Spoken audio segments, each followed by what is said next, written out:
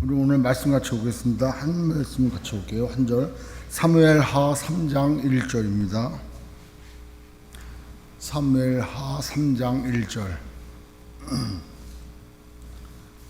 우리 같이 함께 읽겠습니다. 사무엘하 3장 1절 시작. 사울의 집과 다윗 집 사이에 전쟁이 오래매 다윗은 점점 강하여 가고 사울의 집은 점점 약하여 가니라. 아멘. 우리가 성경을 읽을 때 이게 역사서 이제 사무엘상, 사무엘하 이렇게 읽다 보면은 다윗과 이 사울의 얘기가 많이 나오지 않습니까? 대부분이야.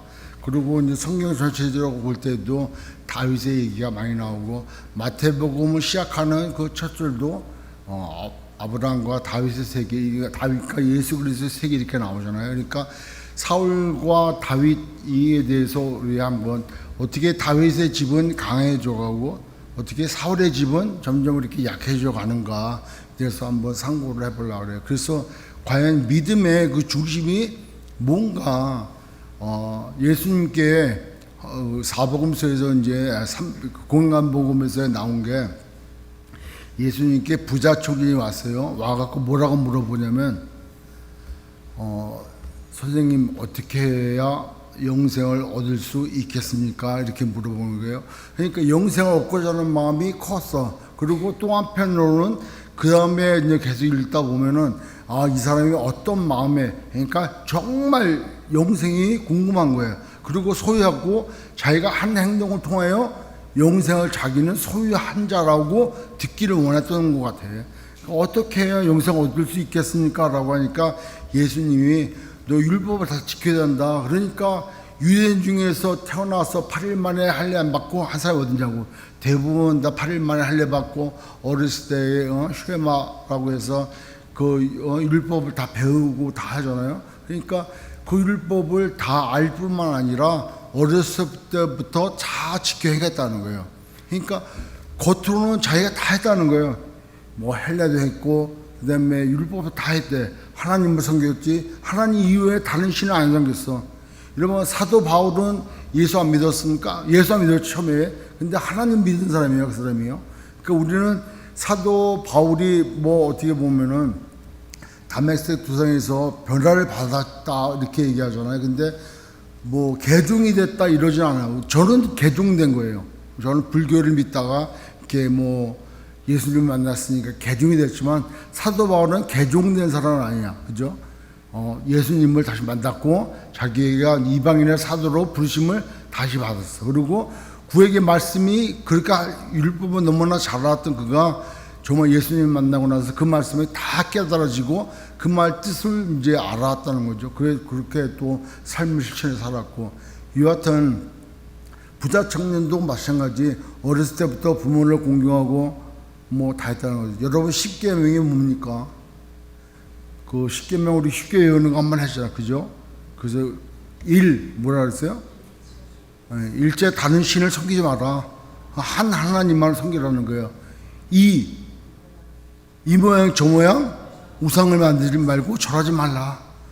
3가 하나님의 이름을 망령되이 일컫지 말라. 4 사사로이 안식일을 범하지 마라. 5만이 아버지를 공경하라. 6 육신을 살인하지 말라 하죠. 7 보고 단장한 여인을 간음하지 말라. 8 뭐야? 팔뚝을 끊어서라도 도둑질하지 말라. 9 구구절절 거짓말하지 말라는 거예요.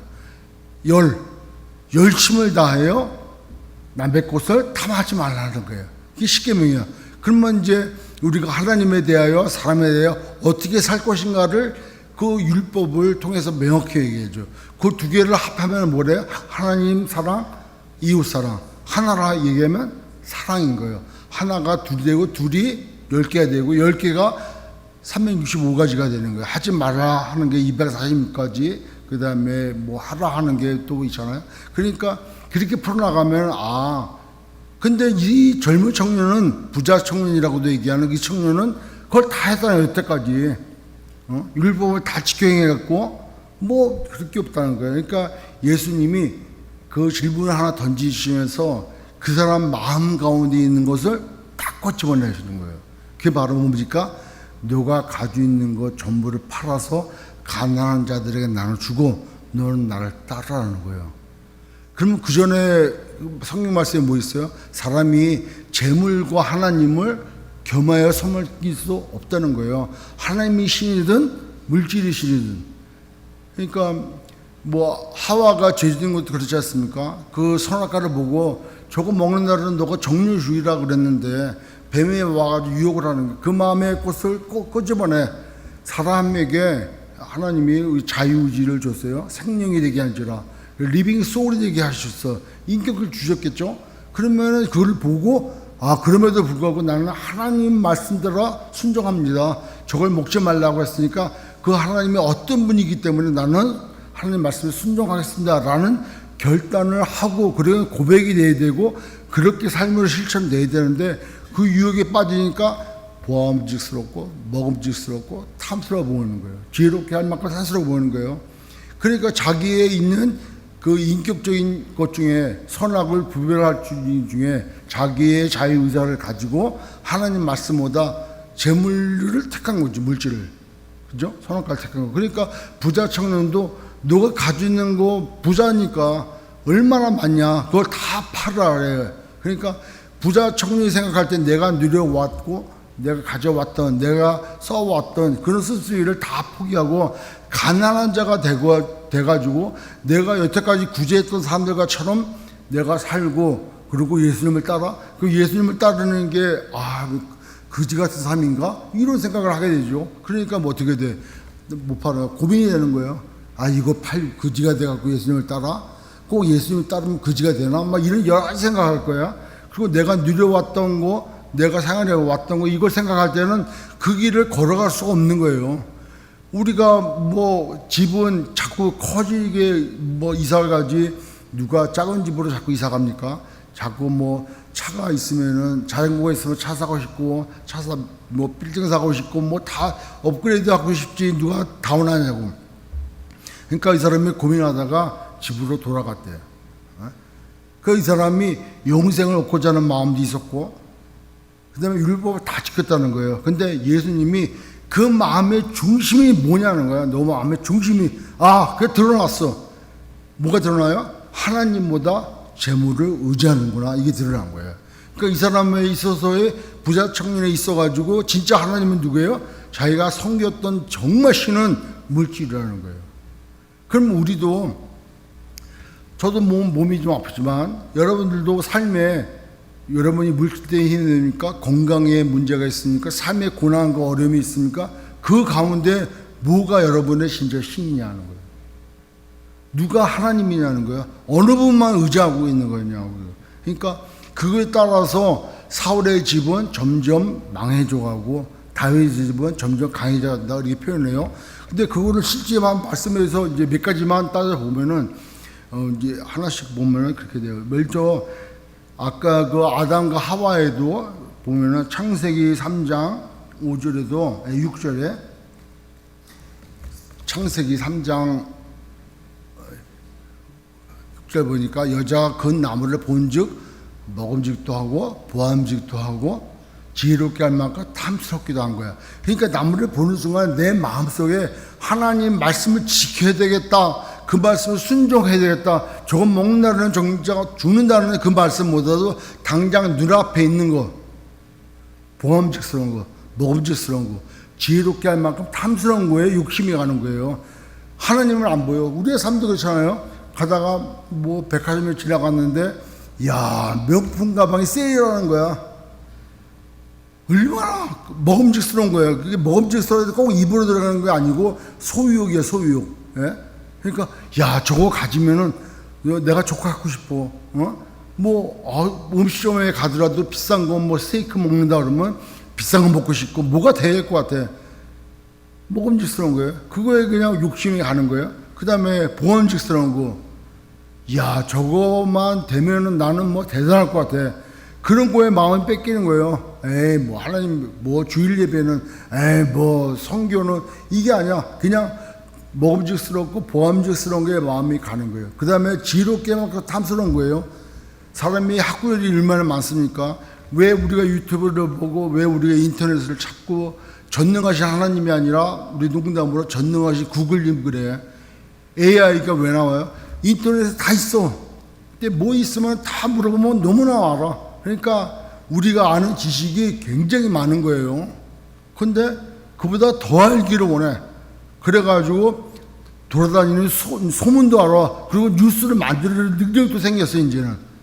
그걸 이름하여 가짜뉴스 이렇게 들려주는 풍문을 진짜인 줄 알고 자기가 믿어버리는 일까지 나타나.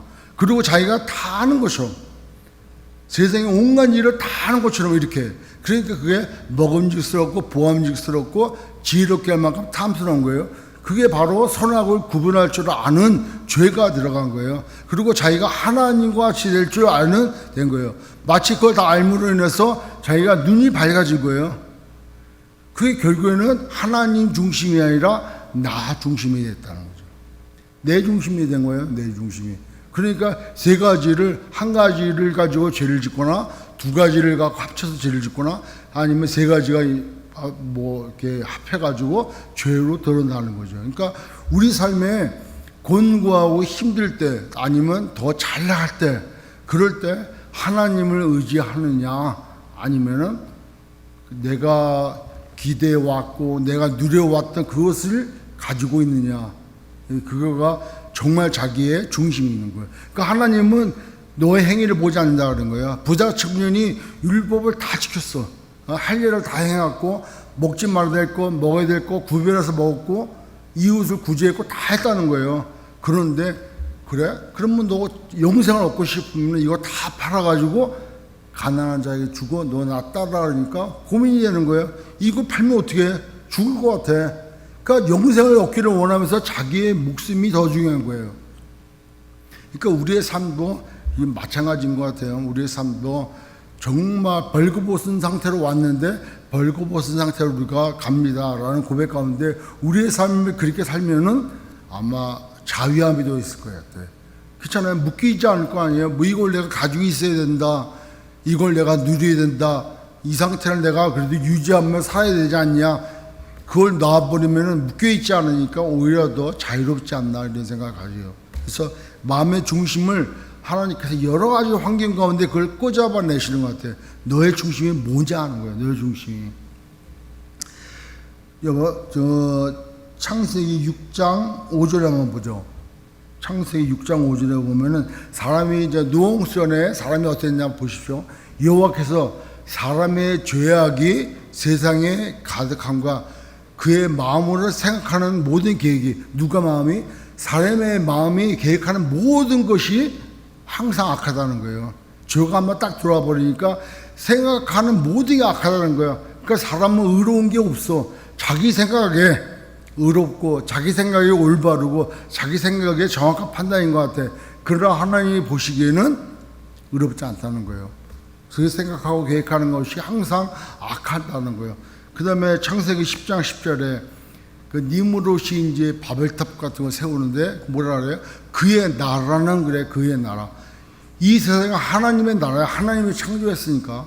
근데 자기의 나라를 또 세워나가는 거예요. 죄진 인생이 하는 게 그의 나라, 자기의 나라, 이게 세우는 거죠. 그래서, 창세기 11장 14절, 그 다음 장 14절에 바벨탑을 세우는데 뭐라고 세우냐면 14장. 11장 14절, 죄송합니다. 14절. 11장 14절. 그거예요? 11장 4절에 그냥 4절. 내가 안경을 써보니까 글자가 두 개를 보이는 것 같아요. 11장 4절. 또 말하되 성읍과 탑을 건설하여 그 탑 꼭대기를 하늘에 높게, 그러니까 바벨탑을 쌓는 거예요. 왜 쌓냐? 노 홍수를 한번 당했잖아요. 물로 심판을 받았잖아요. 이제는 물로 심판을 오더라도 우리가 휩쓸리지 말자. 그래서 그 탑을 높게 쌓고 하늘에 닿게 하자는 거예요. 그리고 뭐라 그래요? 우리의 이름을 내자는 거예요. 우리의 이름. 하나님의 이름을 내는 게 아니라 우리의 이름을 내고 온 자연에 흩어짐을 나중에 이제 하나님 흩어지게 하셨지만 그 바벨탑 쌓은 것은 하나님의 영광을 위해 드리는 게 아니라 우리의 이름을 내기 위해서. 그러니까 그 시도에 인간은 그 생각하고 계획하는 일이 항상 자기 중심, 자기 이름, 자기의 나라, 나의 영역, 나의 나발이 그것 때문에 살아가는 거예요. 그러니까 우리도 한번 주변에 보자고요. 이제 우리는 항상 우리의 이름을 냈어.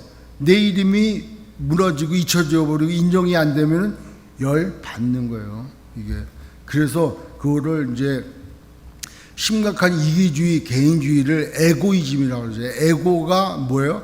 자기 이름만 나라는 존재의 에고. 그래서 에고 에이미가 I am이라는 뜻이에요. 그러니까 I am who I am이 어디서 많이 들어봤잖아요. 누구죠? I am who I am. 하나님의 이름이 나는 스스로 있는 자다. I am who I am. 그러니까 내가 앞으로 하나님은 어떤 분이다라고 정의할 수는 없어. 왜? 하나님보다 우리가 더 크지 않기 때문에. 그러니까 하나님의 속성에 대해서 우리는 얘기할 수 있어요. 성품에 대해서는. 근데 하나님은 이런 분이다라고 우리가 하나님을 판단할 수 없다는 거예요. 근데 하나님은 너의 삶 가운데 내가 I am 그걸로 나타나는 그때 내가 I am이다 하는 거예요. 에고 에임이라 그래요. 헬라어로 에고 에임. 그 요한복음에 보면은 7가지의 이제 예수님이 자기 선언을 하셔. 나는 세상에 생명의 떡이다 그래요. 에고 에임이라고 써 있어요. 그게 에고 에임이라고 돼 있고 나는 세상의 떡이다. 그리고 뭐라 그래요? 눈먼 자를 고쳐주면서 나는 세상의 빛이다 이렇게 말씀하셔요. 생명의 떡이고 세상의 빛이고 그다음에 예수님은 나는 선한 목자다 이렇게 말씀하래요. 나는 양의 문이다. 38년 된 그 병자를 이 양문 입고 있는 베데스다 연못에서 그를 고쳐줘요. 양의 문에서. 그래서 나는 양의 문이다 이렇게 말씀하셔요. 그 다음에 선한 목자라고 말씀하시고 나는 생명의 보리라고 보고 나는 길이요 진리요 생명이다라고 말씀하시는 거예요. 그리고 마지막으로 나는 참 포도나무다 이렇게 말씀하시는 거예요. 그래서 7가지에 예수님이 자기 손을 내셔. 에고 에비. 그런데 우리는 우리 이름을 내니까 내가 누군데 왜 나를 갖다 일이 나와. 그걸 이제 에고이즘이라 그래. 자기의 중심으로 나가는 에고이즘이라 그래요. 근데 그보다 더한 거 자기의 이름을 위해서 자기의 얼굴을 위해서 자기가 갖고 있는 거 모든 걸 들여가지고 윗사람한테 인정받기를 원하고 세상 사람들이 인정받기를 원하는 사람 그걸 에고티즘이라 그래. 극단적이죠. 이제 자기의 이름을 위해서 아주 뭔가 다 하는 거. 그래서 그 사람을 에고티스트 이렇게 얘기하더라고요 보니까. 그래서 에고이스트보다 더한 게 에고티스트예요. 그러면 우리의 삶이 뿐만 아니라 성경에도 자기 이름을 위하여 열심히 낸 사람이 있어. 그 사람이 바로 사울 아니겠냐는 거예요. 사울. 그 사무엘상 이제 8장에 보면은 이스라엘 백성들이 왕을 구해. 에? 왕이 누군데?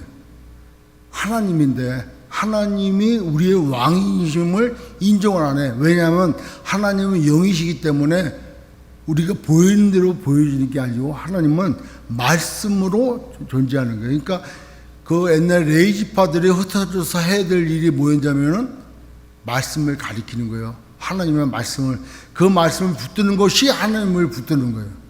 아멘? 여러분, 우리가 하나님 보입니까? 안 보여요.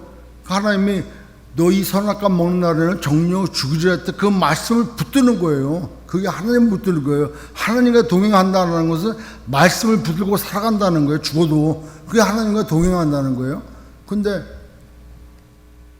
사울을 세우기 전에 이스라엘 백성들이 사무엘한테 와가지고 지금 당신은 늙었고 당신의 아이들 재산들도 올바르지 못하니까 우리도 다른 나라 사람들처럼 8장 사무엘상 8장 5절 한번 보세요. 8장 5절에 그에게 이르되 보소서 당신은 늙고 당신의 아들들은 당신의 행위를 따르지 아니하느니 모든 나라와 같이 모든 나라에서 그렇게 한단 말이야. 옛날 전투는 다 모이면은 싸움 골리앗처럼 싸움 돋는 분에 앞서 나가가지고 다 나와라 이렇게 하면 이제 이 중에 또 대표가 나갈 때 그거 쳐서 물리신단 말이야. 그 사람이 이제 왕적인 존재가 되는 거죠. 그러니까 다른 나라와 같이 우리에게 왕을 세워 우리를 다스리게 하소서이라는 거예요. 그러니까 차라리 여기에 성경에 하나님은 우리가 말씀대로 살고 하나님 명령대로 우리가 순종해 살지만 우리에게 하나님의 그 말씀을 온전히 전해줄 그런 하나님을 대리할 수 있는 왕을 주십시오 라고 했다면 좀 스토리가 다를 거예요. 어감도 다르고. 근데 그게 아니라 우리 다른 나라와 같이 그런 왕, 또 우리를 다스릴 그런 왕을 달라고 얘기해요. 그래서 이제 사울을 세우는데 사울이 굉장히 겸손한 사람이었어요. 근데 사람들의 시각을 따라서 자기네들이 원하고 자기네들이 바라던 사람들, 얼굴도 잘생기고 키도 목 하나가 더 다른 사람보다 큰 사람을 사울을 세웠어. 누구의 원에 의해서요? 백성들의 원에 의해서 사울을 세워. 근데 사울이 굉장히 겸손했고, 근데 이제 사람들이 뭐라고 할 정도로 그렇게 힘이 없었냐면은 사무엘상 10장 27절.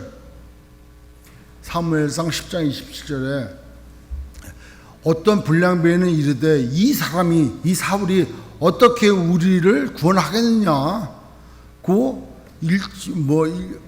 멸시하면서 그 예물을 드리지 않는 거예요. 그러니까 그게 뭐냐면 사울을 인정하지 않는 거예요. 이 사람이 키가 크고 우리보다 머리 하나 정도 키 크고 한들 뭐가 이 사람이 우리를 갖다 좋아하겠냐? 좀 우락부락하고 힘도 장사고 성격도 터프하고 이런 사람이 왕이 돼야 되는데 아니 이렇게 얌전하고 이런 사람 무슨 우리의 왕이 되겠냐 그래요. 그럴 때 암몬 요단강 건너편에 암몬 이가 요바가 도시인데 그 암몬이 공격을 해가지고 길앗 그러니까 가치파가 있던 그 길앗을 공격을 해요. 그리고 길앗 백성들을 아주 조롱을 해. 그럴 때 도와달라고 길앗 백성이라니까 이제 사울이 농사 짓다가 그때 왕으로 했지만 아직까지 큰 절제가 없으니까 농사 짓다가 이스라엘 백성들을 모집을 해. 다. 그러니까 많이 나왔어요. 그 나와가지고 암몬과의 싸움에서 하나님이 크게 감동시켜 줘가지고 그 사울을 크게 만드시는 거예요. 그래서 전쟁에 승리해요. 전쟁에 승리하니까 와 과연 사울이다. 과연 우리의 왕이다. 그 전투에서 크게 승리하니까 돌아오면서 뭐라고 또 얘기하냐면 11장 12절 사무엘상 11장 12절 길갈에서 이제 올라올 때 백성이 사무엘에게 이르되 사울이 어찌 우리를 다스리겠느냐. 그랬죠. 블레셋들이 그렇게 욕을 했잖아요. 사울이 어찌 우리를 다스리겠느냐. 한 자가 누군지 아는 거예요. 그들을 우리가 죽이겠다는 거예요. 이제는 사울을 왕으로 완전히 인정을 하고 그들과 따라가서 나라를 세우는 거예요. 이제 이걸 보고 사울이 얼마나 힘을 얻었겠어. 처음에는 사람들이 야 사울 저게 뭔데 우리의 왕이 되겠어. 저 사람이 뭘 할 수 있겠어.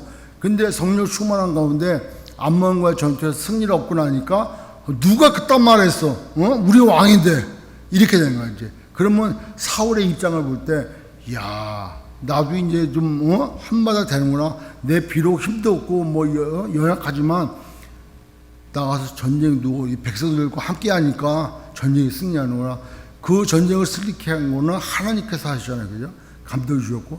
그런데 이번에는 바다 쪽에 살고 있는 블레셋, 지금 이제, 어디야, 가자지구 쪽에 그 블레셋 군대가 쳐들어왔어요. 공격을 해가지고, 이제 왔을 때 사무엘이 하나님의 선지자 아니에요. 제사장이 있어, 이제. 인데도 불구하고 그 사무엘이 그 당시에 왕이 세우기 전까지는 전체 이 사무엘이 다스렸단 말이에요. 그리고 하나님께 제사를 드리고 번제를 드려서 이 전투가 하나님의 전투, 성전이 될 수 있도록 기도하고 하나님의 응답이 있을 때 전투에 나가 승리했단 말이에요. 그래서 이제 에베네셀이라고 하는 도시 세워지고 그랬잖아요. 근데 전투를 했는데 사무엘이 와서 제사를 드려줘야 돼. 이곳이 성전이 되게끔, 즉 하나님의 전투가 되게끔 번제로 제사를 드려서 헌신의 제사를 드리도록 이렇게 나가줘야 되는데 오질 않는 거예요. 앞에 이렇게 성경에 보면은 약 7일 정도 이렇게 기다리는데 그때까지 안 오는 거예요, 이게. 그러니까 사울이 제사를 드려 누구를 통해서 당시 있는 제사장을 통해서 드렸겠죠. 이제 제사를 드리니까 그러고 나가서 사무엘이 왔어요. 사무엘이 와가지고 아니 제사를 드렸으니까 하니까 당신이 오지 않기 때문에 그냥 제가 임의적으로 제사를 드렸다는 거예요. 이제 거기에 있어서의 사울의 중심을 보자는 거예요. 사울의 중심을 뭐냐면은 사무엘상 13장 11절 13장 11절 그러니까 사무엘이 이르되 왕이 행하신 것이 무엇이냐 하니 사울이 이르되 백성이 내게 흩어지고 지금 블레셋 군대는 엄청 많은 군대가 들어왔어. 근데 사울이 데리고 있던 군대는 얼마 안 돼요. 그 얼마 안 되는 군대도 흩어지는 거야. 뭐 믹마스 뭐 이렇게 쭉 내 지형이 나오지만 그 배우고 여하튼 흩어지니까 불안이 엄습해요. 암몬과의 전투에서 큰 승리를 얻어가지고 왕이 국권이 됐는데 아니 점점 백성이 흩어지고 이러다가 망하는 거 아닌가? 우리가 다 죽는 거 아니냐? 막 두려운 이야기가 백성들에게 나타나니까 사울도 두려운 거예요. 그래서 빨리 후딱 제사를 지내고 가서 전투하면은 승리하겠지 이런만 생각이 들어가는 거예요. 백성이 흩어지는 거 이게 두려운 거예요. 그냥 두 번째 당신은 정한 날에 오지 않다 그러는 거예요. 여러분 우리가 해야 될 자기의 직분과 또 하나님께 먼저 드려야 될 그런 일들을 행하지 않고 내 생각으로 할 때 그건 믿음이 아니에요. 믿음은 끝까지 기다리는 게 믿음인 줄 믿습니다. 그 누가복음에도 얘기했잖아요. 강창한 여인이 불의한 재판관에게 왜 끝까지 가서 강창하냐고. 그 사람밖에 없다니까. 그 문제를 해결할 사람은 재판관밖에 없어요. 그가 비록 불의해도 그가 결정을 저줘야 문제 해결이 돼. 그러니까 끝까지 가서 가는 거예요. 믿음은 그거라는 거예요. 우리가 예수 믿나? 우리가 기도했습니까? 끝까지 가는 거예요. 그게 믿음인 거예요. 중간에 포기하는 건 믿음이 아니야. 끝까지 가는 거예요. 그러니까 왜 끝까지 기다리지 않고 7일째 완전 해가도 전문 것도 아닌데 왜 제사를 드리냐 이거예요. 이제 그 다음에 블레셋 사람들은 믹마스에 모였을 때 내가 보았으므로 어마무시한 블레셋 군대가 들어오니까 우리는 뭐 해변에 모래 같은 병사들이 들어왔대요. 근데 그걸 보니까 기가 죽인 거예요. 똑같잖아요. 뭐 골리앗이 쳐들어올 때나 골리앗이 싸움을 도울 때나 블레셋 군대가 공격해 올 때나 눈앞에 자기가 감당하기 어려운 정도의 문제가 도달했을 때 그보다 더 크신 하나님을 의지하고 믿음으로 나가야 됨에도 불구하고 그것에 두려운 나머지 자기가 궁핍한 대로 해도 안 되는 그런 전력 가지고 나가려고 하는 그런 마음이 나중에 드는 거예요. 이게 그거죠. 여기서 인대로 백성이 내게서 떠나가고 그 다음에 당신은 오지 않고 그 다음에 또 이 블레셋 군대는 강하고 그래서 결국에는 내가 그렇게 하겠다는 거예요. 그러니까 사무엘이 뭐라고 얘기하죠. 이제 당신은 그렇게 하는 게 아닌데 끝까지 기다리지 않는 망령된 일을 했다는 거예요. 하나님의 이름을 그냥 아무렇게나 제사드리고 아무렇게나 한다고 해갖고 하나님이 도우시는 게 아닌데 당신이 망령되게 했다는 거예요. 우리가 십계명 중에 세 번째가 뭐예요? 하나님의 이름을 망령되게 일컫지 말라 그래요. 그러니까 망령되게 했다는 거예요. 근데 이제 거기까지 가면 되는 뭐 어떻게 뭐 되겠지만 이 15장에 가면은 이제 아말렉 군대하고 나와요. 아말렉 군대. 아말렉 족속은 이 시내 반도 이렇게 바닷가 근처에 바람이 불어서 이 바닷가 근처에 초목이 자라. 그러면 그거를 갖다가 그 양은이나 염소나 뭐 말이나 이런 것들에 먹이로 삼아서 그 근처에 살아가는 족속가 아말렉 족속이라 그러고 이쪽 그 홍해 건너서 이쪽 지금의 저기 오는 나라에 사우디아라비아 쪽이 북쪽에 그쪽에 바닷가 쪽에 사는 사람을 미디안 족속이라 그래요. 그러니까 아말렉 족속은 그렇게도 살지만 유목민이기 때문에 뭐 광야에서 이제 도둑질도 하고 이렇게 이제 살아가는 족속이 아말렉 족속인데 광야 생활 시작할 때 뒤에서 곤란하게 만들었던 사람이 아말렉 족속 아니에요. 근데 아말렉 족속을 하나님이 미워하셨어요. 왜냐하면 광야 생활 들어가서 시내산까지 가는 처져 있는 이스라엘 백성들 뒷구문이 따라와서 마치 하이에나처럼 그렇게 못 살게 굴었단 말이에요. 그래서 이 민족을 다 없애겠다고 말씀하셨단 말이에요. 그래서 사울에게 특명이 떨어졌어. 아말렉과 싸움에서 아말렉을 완전히 진멸해라. 그게 하나님의 특명이에요. 진멸하라. 근데 사울이 그렇게 했습니까?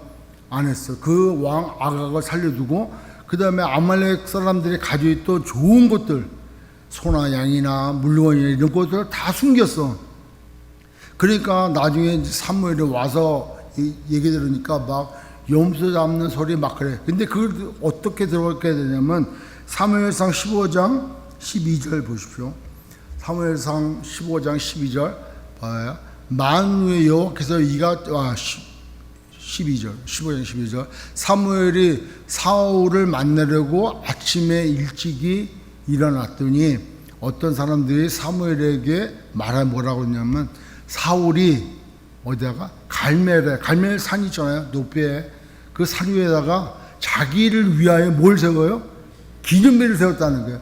하나님이 하셨습니다라고 영광을 돌린 게 아니고 자기의 이름을 위해서 기념비를 세웠다는 거예요.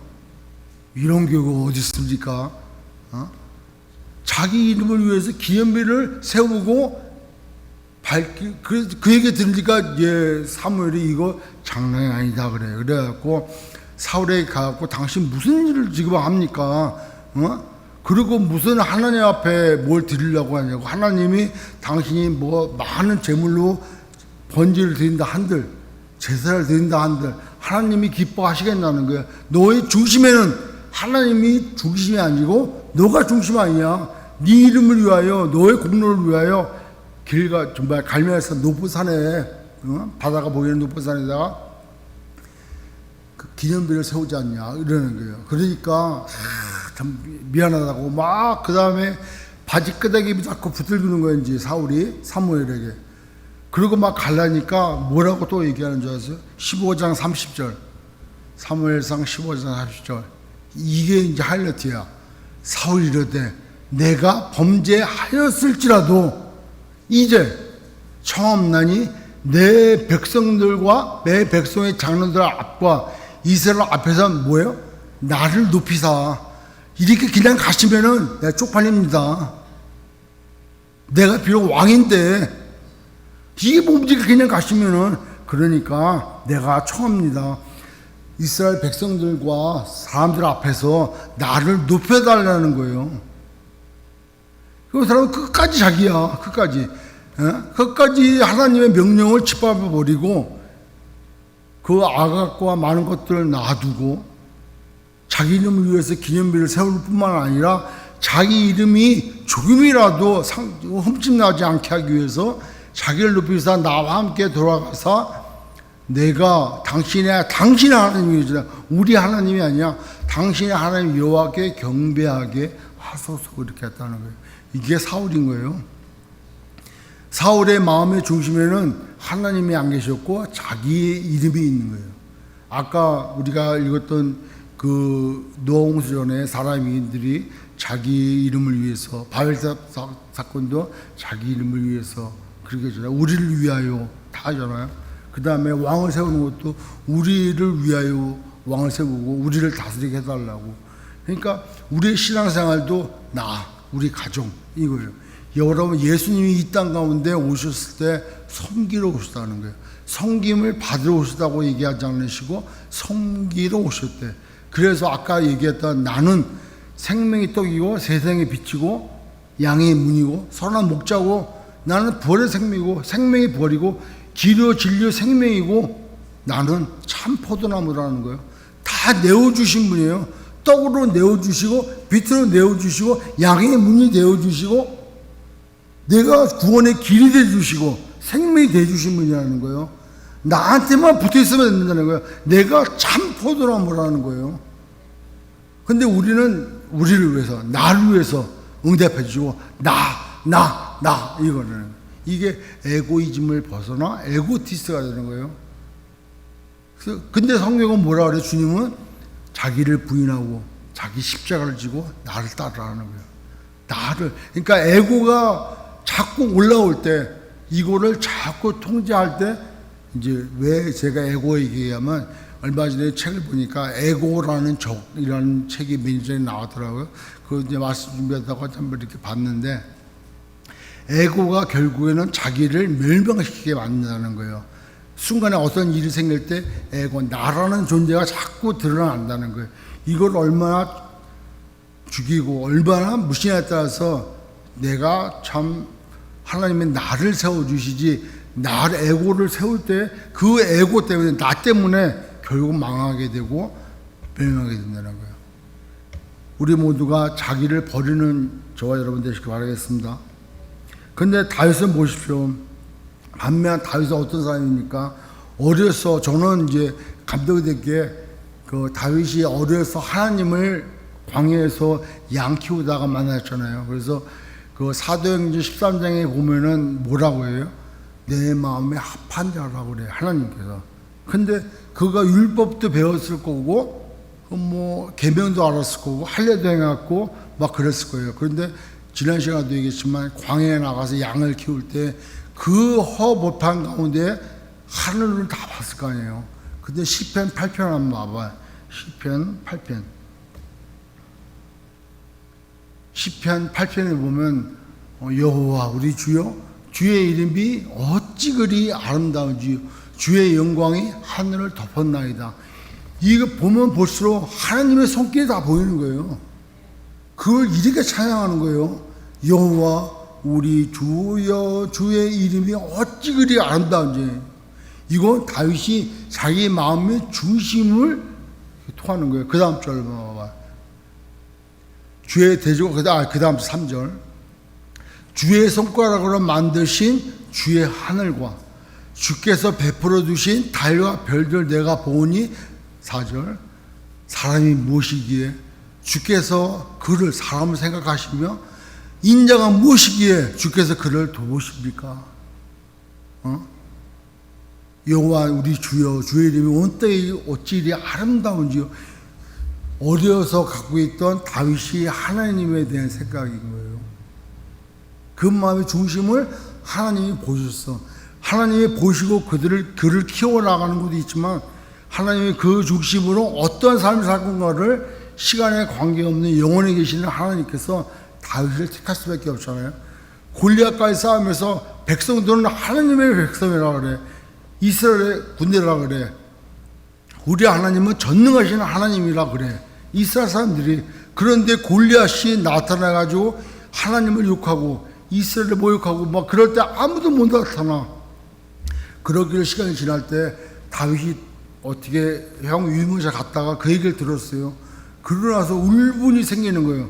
그 지난 시간에도 그런 얘기 했잖아요. 뭐라고, 맞죠? 사무엘상 17장 26절. 17장 26절. 사무엘상 17장 26절에 막 그러니까 다윗이 곁에 서 있는 사람들에게 말해 이르되 이 블레셋 사람을 죽여 이스라엘을 지옥을 제거하는 사람에게는 어떤 대우를 하겠는지.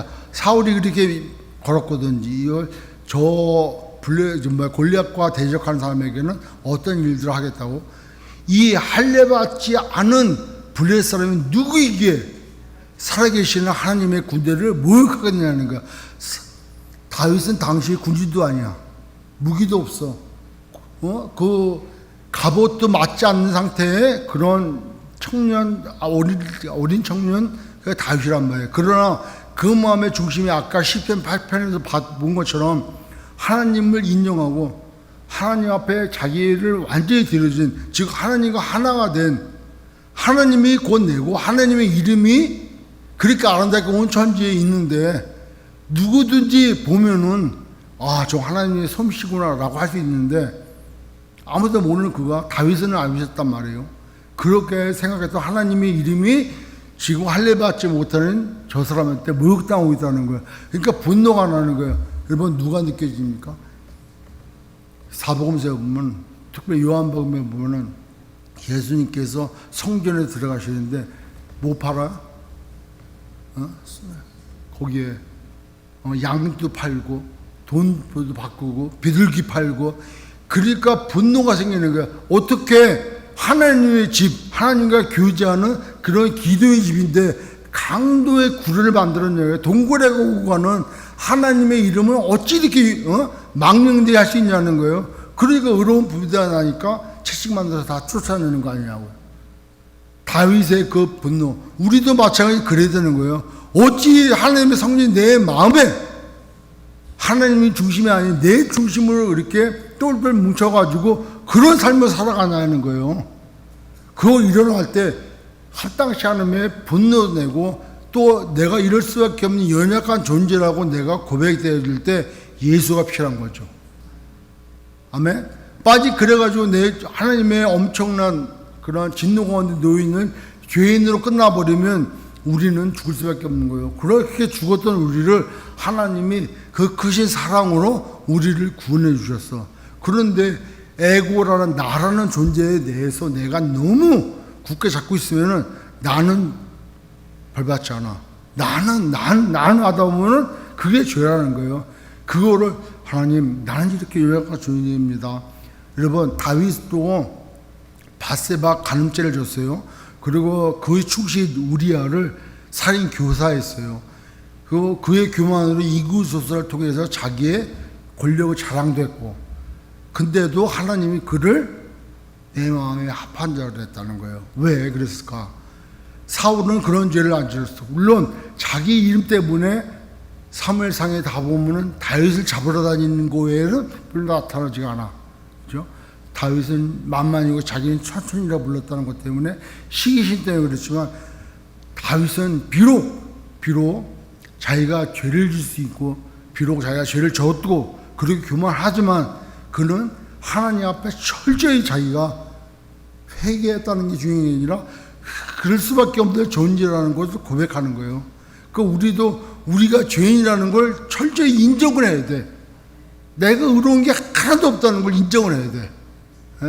그런 가운데 나가야 은혜를 받는 거지. 나는 잘해봤습니다. 나는 잘할 겁니다. 이건 은혜 받을 준비가 안 돼 있는 거예요. 난 지혜가 없습니다. 그게 산상수훈의 말씀 아니에요? 심정이 가난한 자. 우연하게 불교 방송을 잠깐 봤는데 어떤 스님이 그 산상수훈을 달리 해석을 하더라고요. 그러니까 하나님을 만난 사람만, 그리스도인만 하나님을 알 수 있어. 하나님을 만나지 않은, 예수 믿지 않는 우리 그리스도인들은 하나님을 알 수 있고, 비그리스도인들, 세상 사람들은 하늘과 별과 달을 많이 줘도 자연이 그렇게 아름다워도 거기에서 하나님의 영광을 볼 수가 없는 거예요. 하나님을 모르니까. 근데 하나님을 아는 사람만 천지가 다 아름다운 거예요. 저 하나님 만드셨구나. 하나님께서 이렇게 하셨구나. 그 사람만 찬양하는 거죠. 그러니까 다윗이 마지막으로 역대상 29장 10절 이하에 지난번에도 얘기했지만 그렇게 고백을 하는 거예요. 역대상 29장 10절.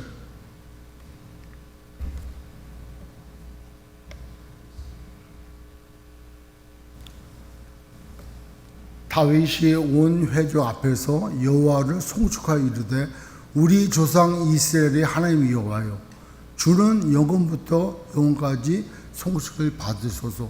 이게 다윗의 죽을 때쯤에 이제 솔로몬의 왕위를 넘기고 성전 건축 부탁하면서 제물을 내고 또 많은 방백들이 제물 낸 걸 가지고 너무 기뻐가지고 하나님을 찬양하는 거예요.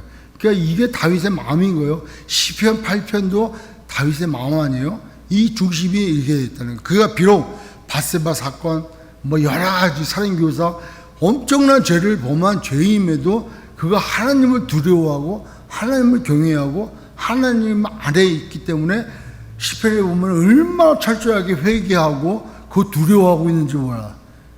근데 이 고백을 통해서 그가 얼마나 하나님을 인정하고 있는지를 우리가 알 수 있다는 거예요. 그 다음 절 11절에 여호와 위대하심과 하나님 위대하심과 권능과 영광과 승리와 위엄이 다 주께 속하였사오니 천지에 있는 것이 다 주의 것이로소이다. 여호와여 주권도 주께 속하였으니 주는 무엇보다 만물의 머리심이다. 이게 다윗의 고백인 거예요. 우리의 고백도 될 줄 믿습니다. 신약에 사울이 바울이 고린도전서 15장에 이렇게 얘기해요. 아까 예수님 얘기는 끝났지만은 고린도후서 11장 28절. 고린도후서 11장 28절. 바울이 전도하 다니면서 일부와 두드러 맞았으니까 그런 마지막 고백이 이 외에 일은 고사하고 아직도 날마다 내 속에 눌림이 있으니 곧 모든 교회를 위하여 염려하는 것이라는 거예요. 자, 두 가지가 있어요. 에고가 센 사람은 에고이즘으로 빠질 수 있고 그거를 위해 자기를 위해서 자기가 갖고 있는 모든 걸 동원해가지고 자기의 뭔가만 나타나면 돼. 인정받으면 돼. 영광받으면 돼. 기념비라도 세워야 돼. 동기상이라도 세워야 돼. 할 정도인 사람은 에고티스트라고 했어요. 그 사람은 다른 거 안 봐. 자기만 봐. 그런데 하나님의 사람들은 자기는 안 보고 누구를 봐? 하나님의 일을 봐. 하나님의 일을 봐요. 내가 비록 죽어도 내가 비록 망해도 하나님의 역사는 이루어져 나가야 된다는 거예요. 그 하나님의 일은 이웃을 살리고 예배를 살리고 영혼을 구원하고 하나님께 헌신되어 있는 사람인 거예요. 자기를 저거하지 않고. 그러니까 사도 바울도 그런 거 얘기하잖아요. 그렇게 두드러 맞고 그렇게 굶고 그렇게 다녀도 곧 모든 교회를 염려하는 것이 누리는 일로 있었다는 거예요. 자기는 어떻게 상관없어. 하나님의 일을 교회가 세워져 나가는 그 일들을 중요하다는 거죠. 사울의 가정과 다윗의 가정, 어느 가정이 잘 되고 우리의 신앙생활 가운데 뭐가 궁극적으로 승리하는 건지 우리가 한번 다시 깨닫고, 비록 육신으로는 우리가 연약한 가운데 어려운 가운데 고난 가운데 살 수 있지만 우리 안에 하나님께서 주신 기쁨과 우리가 나중에 받게 될 하나님의 그 큰 영광은 엄청나게 세상 사람들이 감당할 수도 없는, 누릴 수도 없는, 알 수도 없는 그런 것을 우리가 갖고 있는 존재라는 것을 분명히 믿으시고 나보다는 하나님의 영광을 위하여, 하나님을 위하여 쓰임받는 저와 여러분 되시길 주의 이름으로 축원합니다.